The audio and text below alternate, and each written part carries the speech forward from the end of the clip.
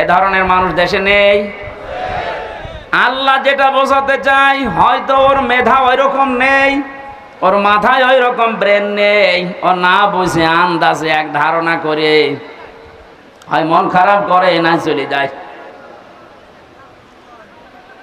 দ্বিতীয় নম্বরে, আবহমান কাল থেকে এই পৃথিবীতে এমন এমন নিয়ম নীতি ইসলাম মনে করে মানুষ পালন করছে যেটা আসলে ইসলামে নেই। আপনি যখন কোরআনের ব্যাখ্যা করতে যাবেন, ওইগুলো তো টিকবে না, ওগুলো সব বাদ চলে যাবে। এতদিন যারা ইবাদত মনে করে ওইটা পালন করছে, জীবনেও তারা আপনার কথা শুনবে না, আন্দাজে তখন আপনার প্রতি খারাপ ধারণা করবে। তখন বলবে এরা আল্লাহর ওলি মানে না, এরা পীর বুজুর্গ মানে না। কোরআনে কারিমে আল্লাহ আয়াতের পরে এই জন্যই এই শব্দগুলো এরপরে